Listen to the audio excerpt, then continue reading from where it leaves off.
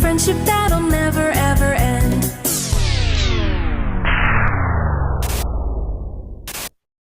Run!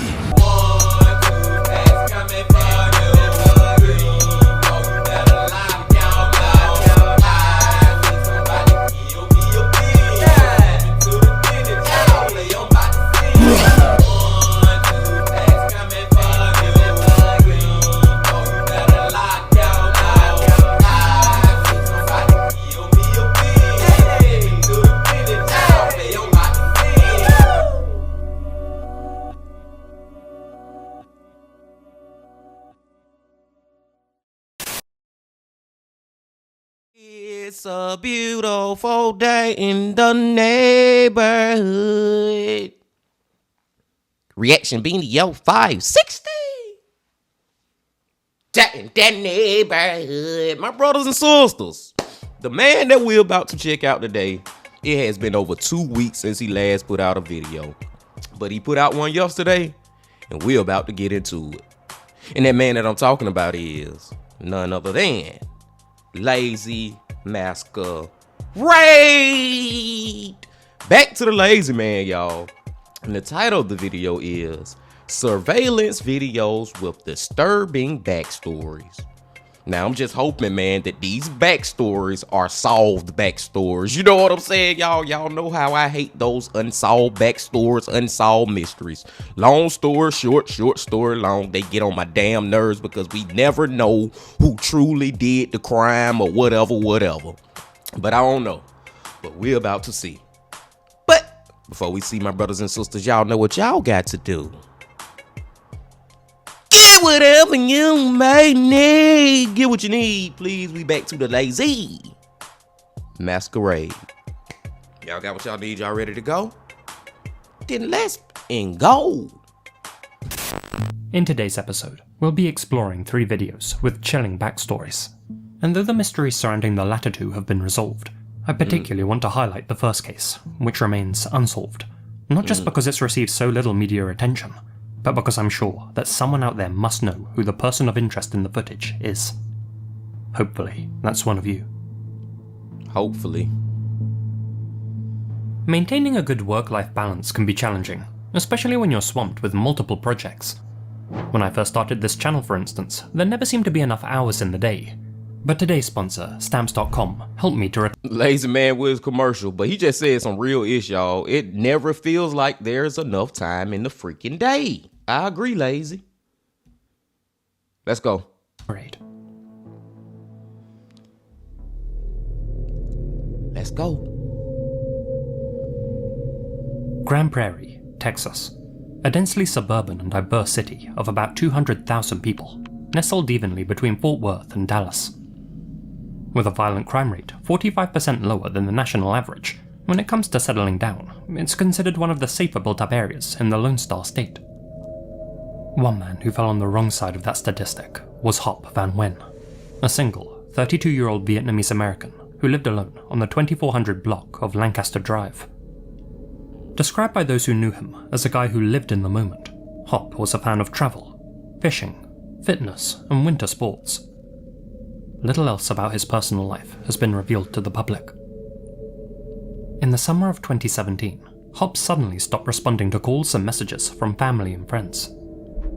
Unable to reach him, his concerned loved ones contacted Grand Prairie PD and reported him missing.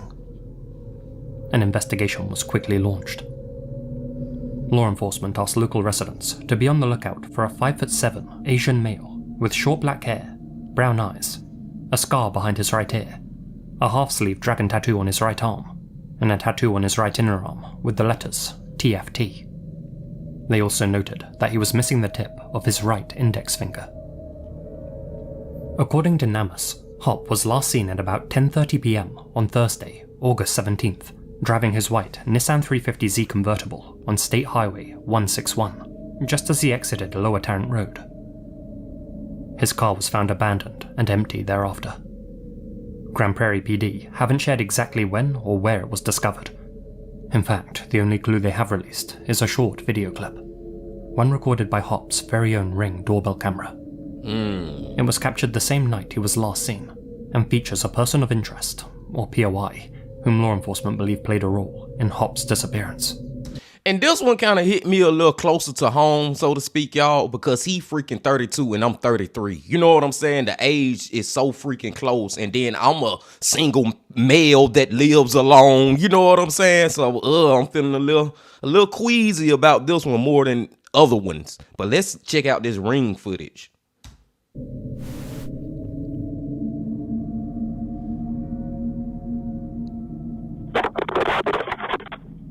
Wow.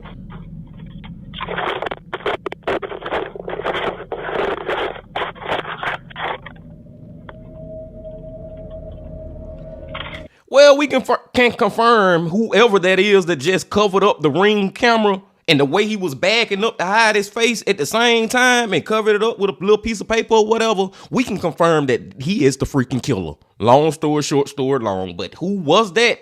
It's hard to tell. It is hard to tell.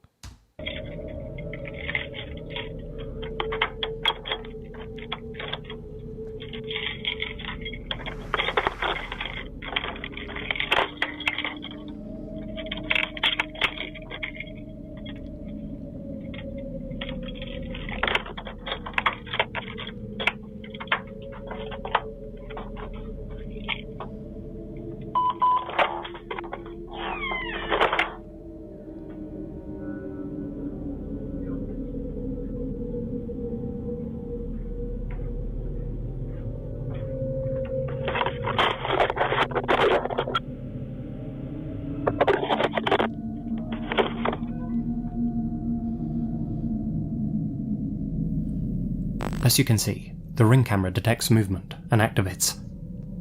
An unidentified subject is seen backing up towards Hop's door and covers the camera with a sheet of paper or a post-it note. The figure then sets about gaining access to the residence. We can hear the sound of rustling as he fusses with the door.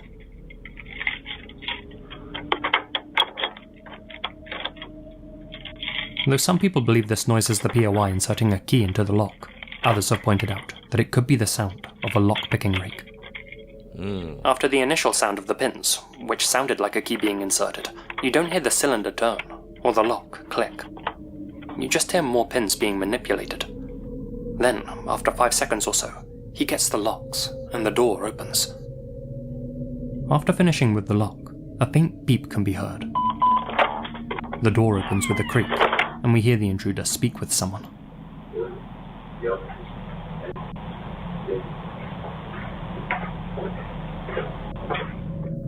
It's not clear whether Hop was home at the time, or who the POI was addressing. Following this exchange, someone steps outside and fiddles with the camera. Just before the video cuts to black, a digital chime or screech can be heard. Did you catch that? Yeah. There, right at the very end, another separate sound can just about be made out. Focus on that very last sound. This is the Roger beep. A tone often added automatically to the end of radio transmissions to indicate that the operator has finished speaking. Chillingly, it's identical to the sound heard in the ring footage. That strongly suggests that the POI was communicating with an accomplice over a two-way radio, and not calmly chatting with Hop inside. Rewinding a bit, another beep or screech can be heard just before the POI opens Hop's front door.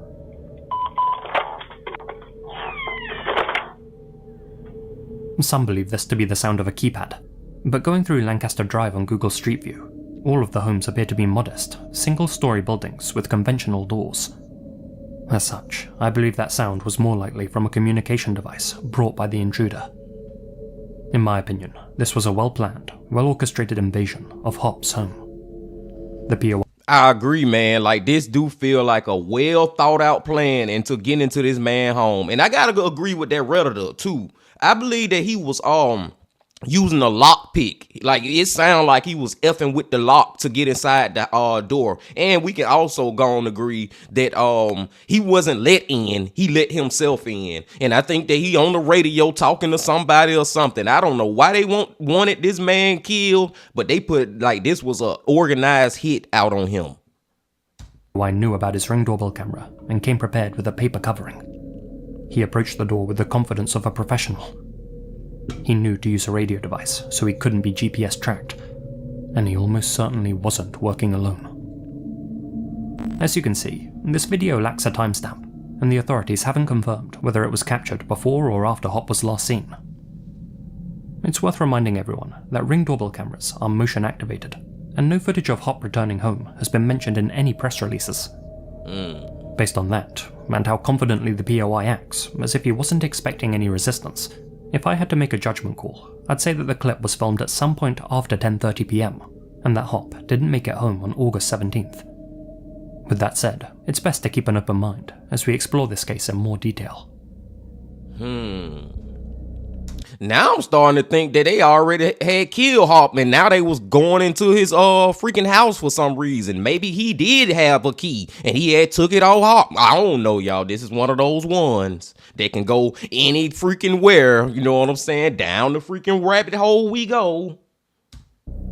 As mentioned, Hop was last seen at 10:30 PM, exiting Lower Tarrant, a thin stretch of road, approximately a 10-minute drive from his home.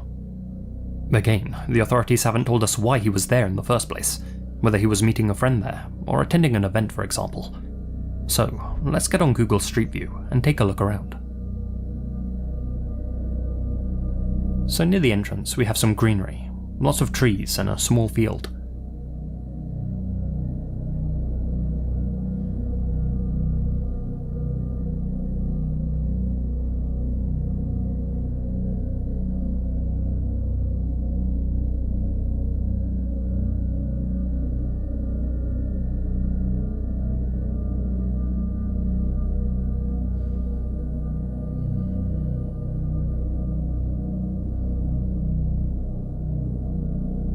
A little further we have an unusual house, with statues of zoo animals in the yard.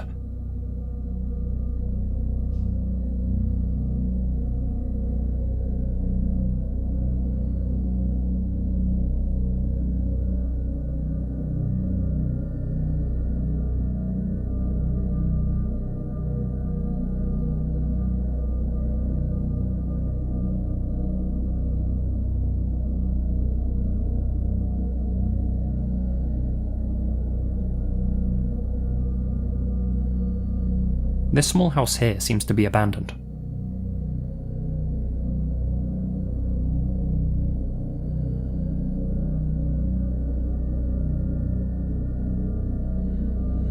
As we go a little further, we reach the Grand Prairie Gun Club, a gated shooting range. The road continues a little further and leads to an obstacle course and a dead end.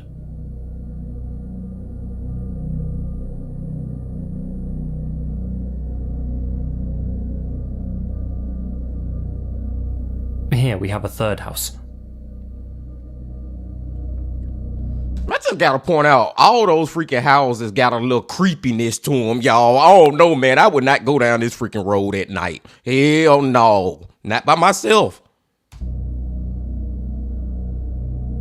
Beyond that is Johnson Creek. In all, it's about a half mile of fields, woodland, and shooting lawns. Seems like an odd place for Hop to have found himself late on a weeknight. Yeah. So, why was he last seen exiting Lower Tarrant that night? Was he there visiting one of the, frankly odd, houses? Had he gone to the shooting range, which is closed on Thursdays and never open after 6 PM? Was he doing a spot of late night fishing in the creek or nearby river?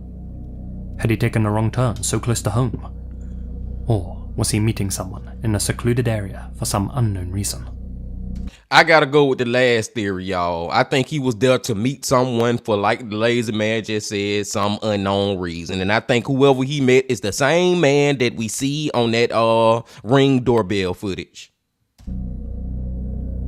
The next question I have is, where did Hop go missing?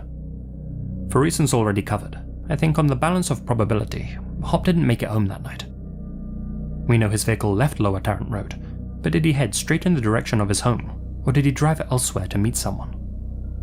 Moreover, how confident are the police that Hop was the person behind the wheel of his vehicle as it left Lower Tarrant Road?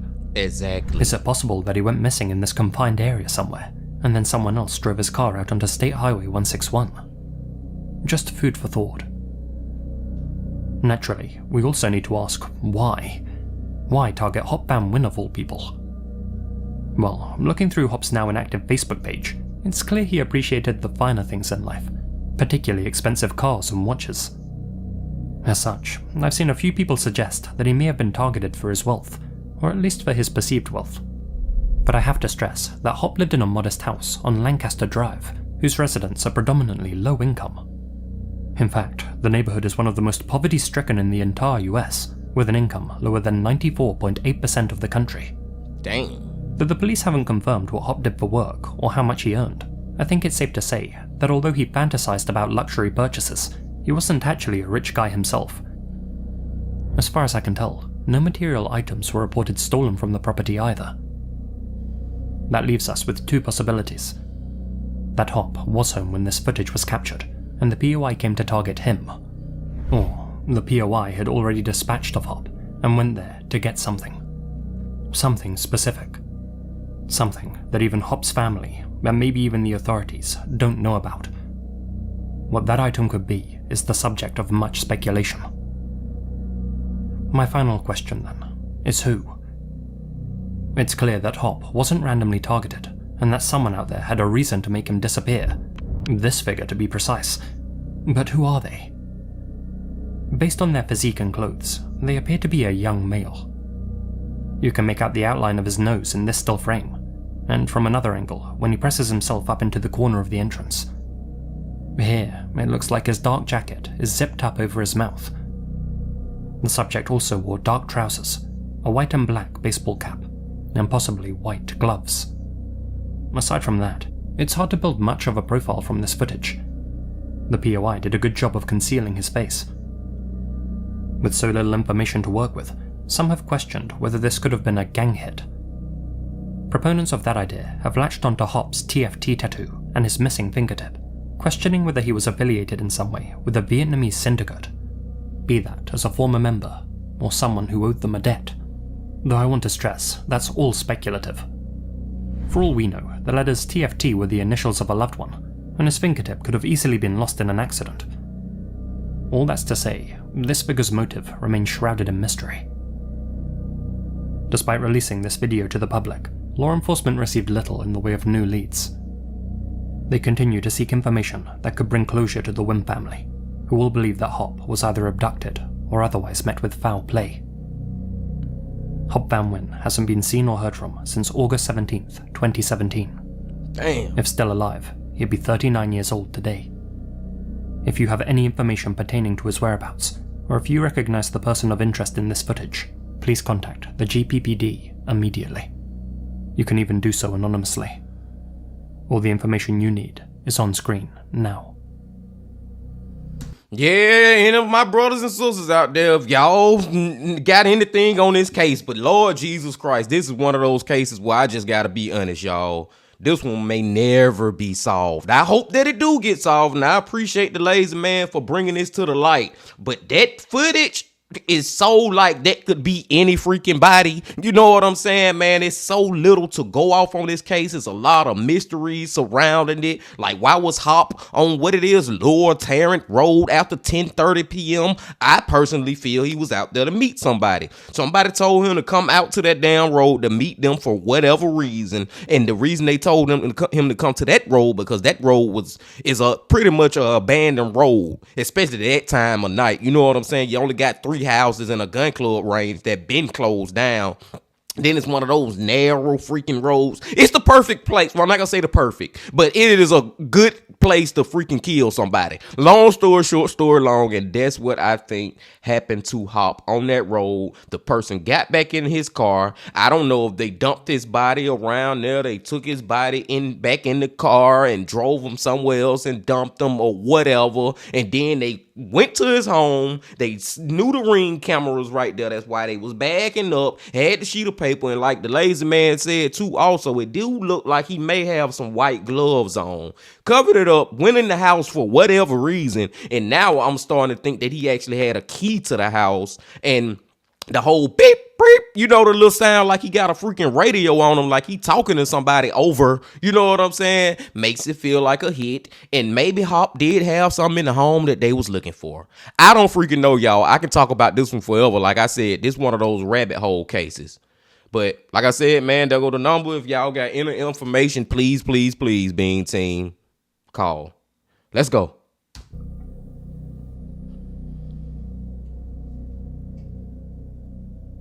The lazy.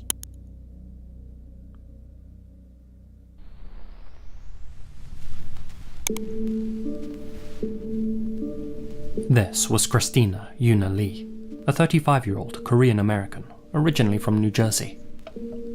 A creative producer by trade who had worked on campaigns for the likes of Google, Twix, and Equinox, Christina relocated to New York in 2021 to work for the online music platform Splice. There, she rented an apartment in the 111 Christie Street building, a 23-unit complex situated in the Big Apple's Chinatown district.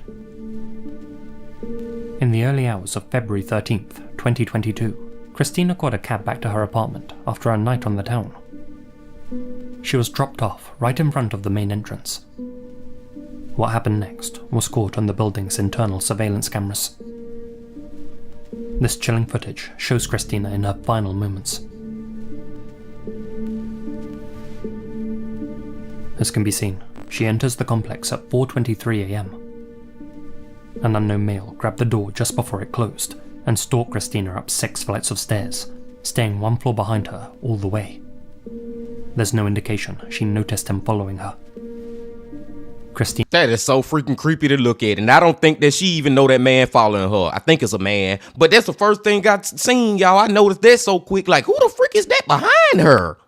Christina opened her front door and stepped into her apartment, and the man forced his way inside with her, sealing the poor girl's fate.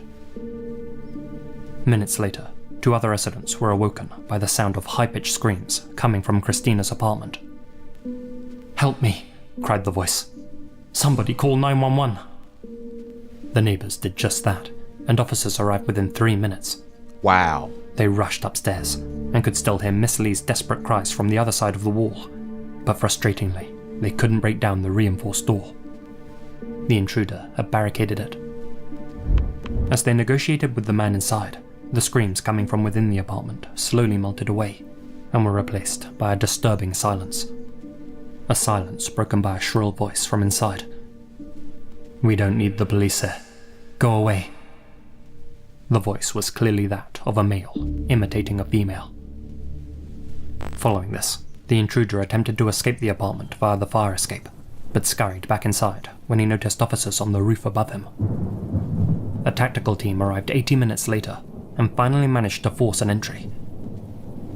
Inside, they found Christina in her bathtub, completely unresponsive and disrobed from the waist up. Damn. She was pronounced dead at 5:55 a.m. Her killer was discovered hiding under her bed. He was immediately taken into custody and identified as 25-year-old Asamad Nash, a homeless man who had never met his victim. And yet, in the brief window between Christina exiting her taxi and entering her apartment building, Nash had noticed her and made the split-second decision to butcher her. And butcher her he most certainly did.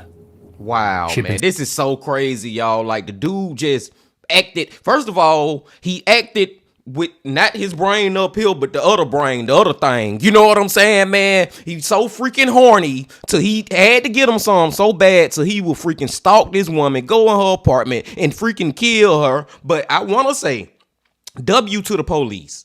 The fact that they showed up 3 minutes after she started screaming still didn't save her life, unfortunately. But at least they ain't show up freaking 30 minutes, an hour later and gave the damn crazy ass man a chance to escape. This man hiding up under the bed trying to use his voice like he, Christina, the police are not needed here. Like trying to get out through the fire escape. This dude was freaking just crazy. And I'm telling y'all, I really do think that he was acting out of horniness. Not even trying to be funny. Y'all know what I'm saying, man. He wanted him some so bad, so he was willing to kill somebody for it. Crazy. And stabbed more than 40 times with a yellow-handled blade which Nash had taken from her kitchen. "There was so much blood," said the owner of Christina's apartment building, Brian Chin. "My wife said I should call someone to clean it all up, but I'm gonna do it myself.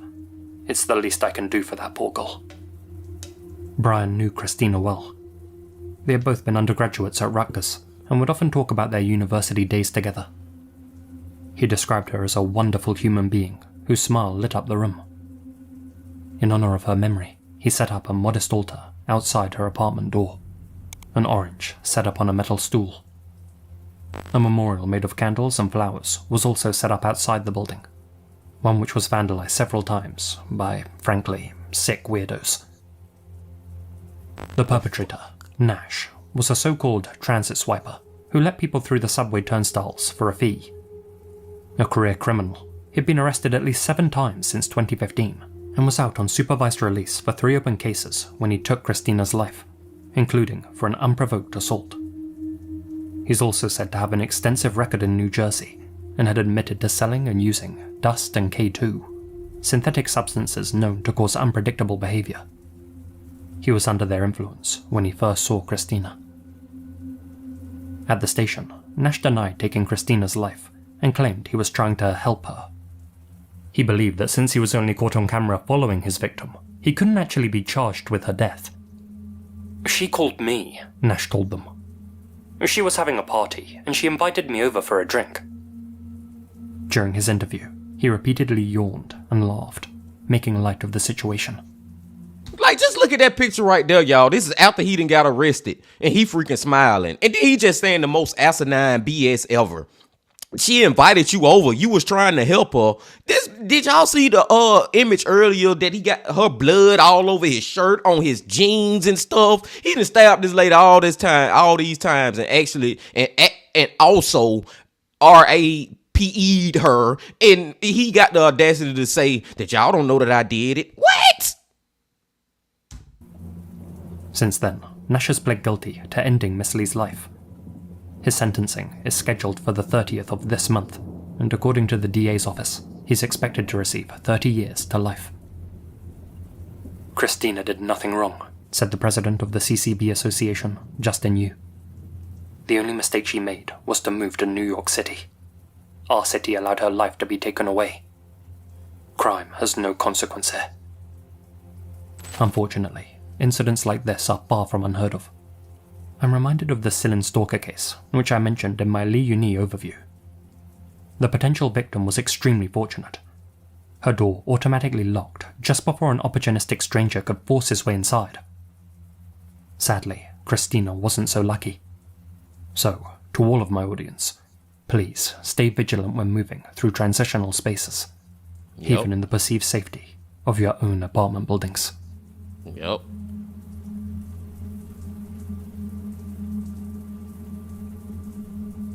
Real talk, y'all, before we get to the last one, my sisters, stay freaking safe out there. My brothers too, but in particularly my sisters, because y'all the ones that get targeted a lot in these type of situations, man. Going into your own apartment, walking alone, you know what I'm saying? A stranger see you on the street, and they'll try to follow you all the way to because they know you more than likely going home, and they're gonna try to run up in there before you close the door. It happens a freaking lot, man. Y'all stay safe.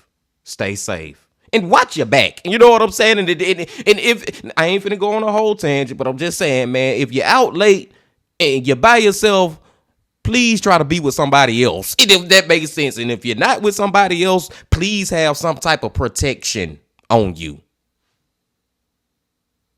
Let's go.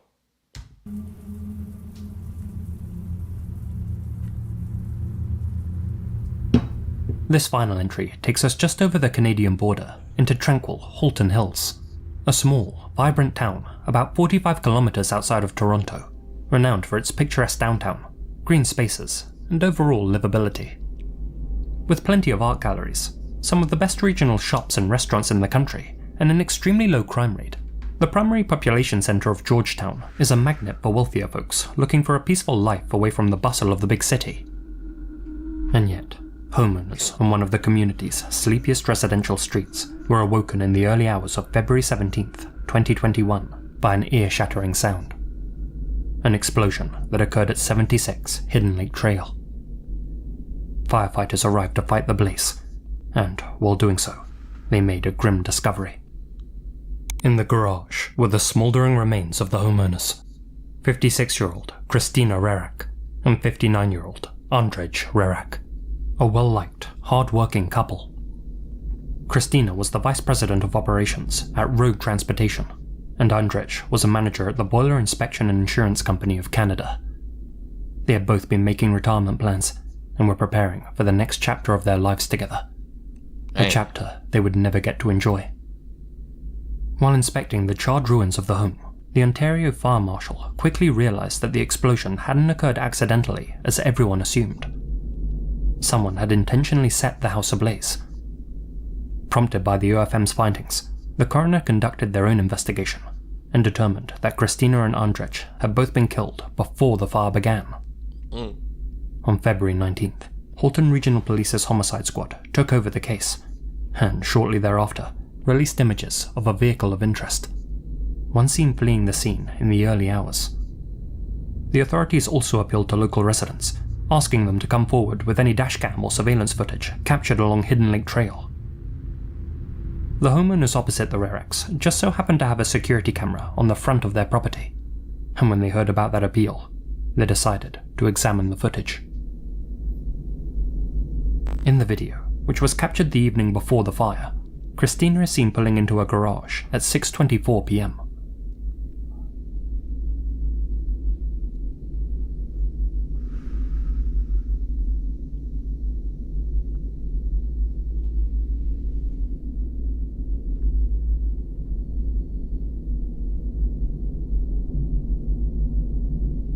A shadowy figure emerges from the darkness and crouches beside her car. Christina exits the vehicle, oblivious to the intruder watching her. The garage door closes, trapping the Reraks inside their own home with their soon-to-be killer. God, man. Neither Christina nor her husband were ever seen alive again. That is so creepy to look at, y'all. It looked like it be straight out of a freaking movie. But movies are the reality of the real life. You know what I'm saying? Movies really depicting real life, and that's a perfect example of it.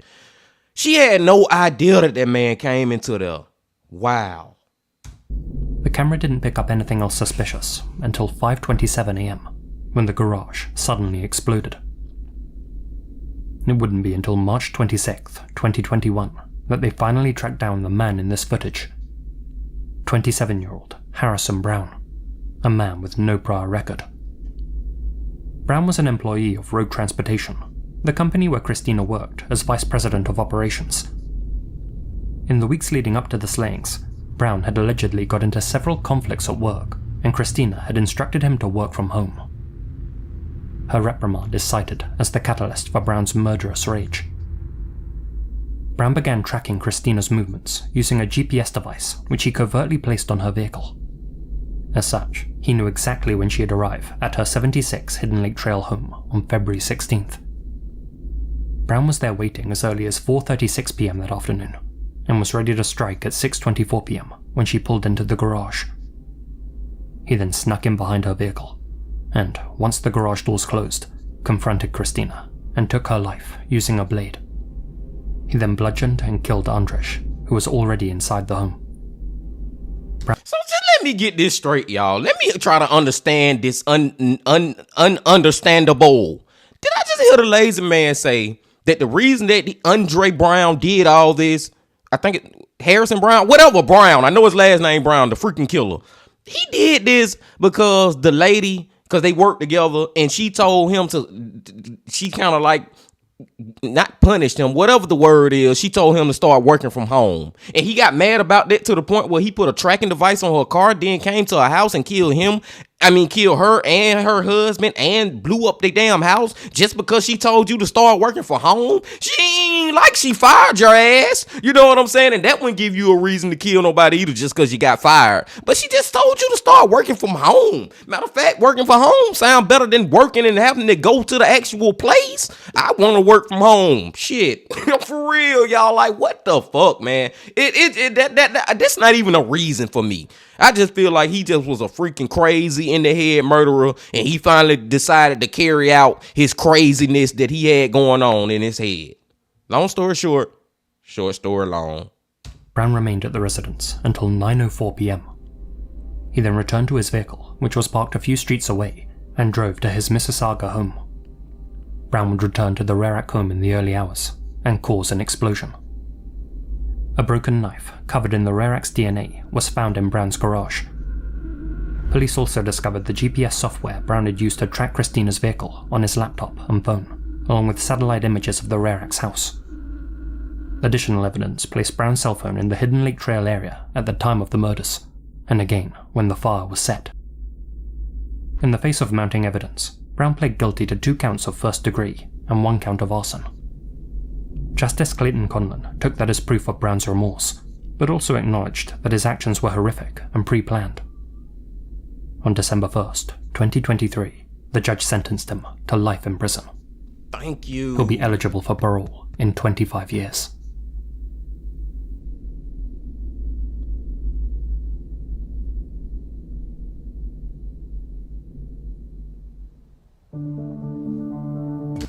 Thank you, man, for him getting that freaking life sentence, y'all. Real talk, man. He got 25.